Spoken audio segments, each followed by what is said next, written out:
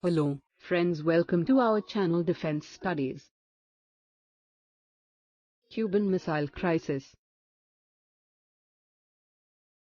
When Fidel Castro's revolutionary regime in Cuba took delivery of Soviet missiles, it provoked a showdown with the USA that brought the world to the brink of nuclear conflict. Cuban Prime Minister Fidel Castro was a thorn in the side of the US government. He had taken power in Cuba by ousting the pro-American Batista dictatorship in 1955 and openly mocked CIA plans to kill him. In March 1960, US President Dwight D. Eisenhower approved a CIA plan to invade Cuba. The CIA's activities were well known to Cuban intelligence. All Cuban workers, including women, were armed and organized into defense groups. The CIA, meanwhile, recruited anti-Castro exiles who were secretly trained in camps in Guatemala in preparation for the invasion of Cuba. The attack began with their raids on Cuban airfields. 2 days later, the brigade of exiles landed at the Bay of Pigs on the south coast of Cuba and was decisively defeated by Castro's forces. Nearly 1,200 of the invaders were captured by Castro's troops in Cuba. About 100 were killed and some managed to escape to sea.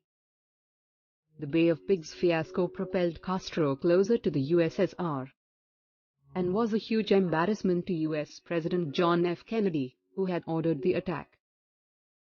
In 1962, the USA placed medium-range Jupiter missiles armed with nuclear warheads in Turkey, threatening Soviet interests.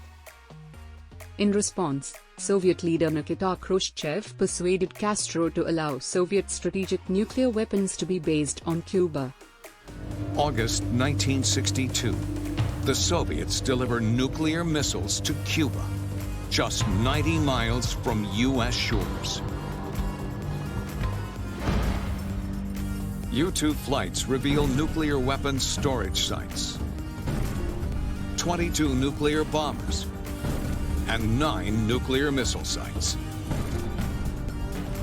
Within the past week, unmistakable evidence has established the fact that a series of offensive missile sites is now in preparation on that imprisoned island.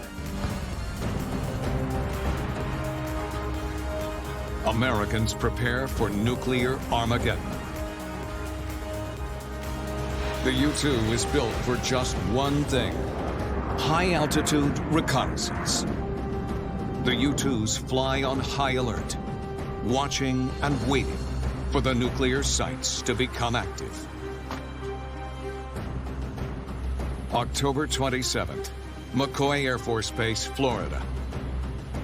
Major Rudolph Anderson takes off in a U-2 bound for Cuba.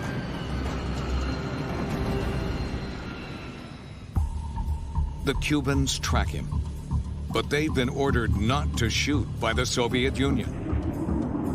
Khrushchev doesn't want to risk an all-out nuclear war. Missile operators on the ground don't get the message. Anderson's U-2 is blown out of the sky. Anderson dies on impact. It is seen as a deliberate act of war. Nuclear war is imminent, but at the 11th hour, Khrushchev and Kennedy make a deal. The Soviets withdraw missiles from Cuba, and the US removes its own missiles from sites near the Soviet Union.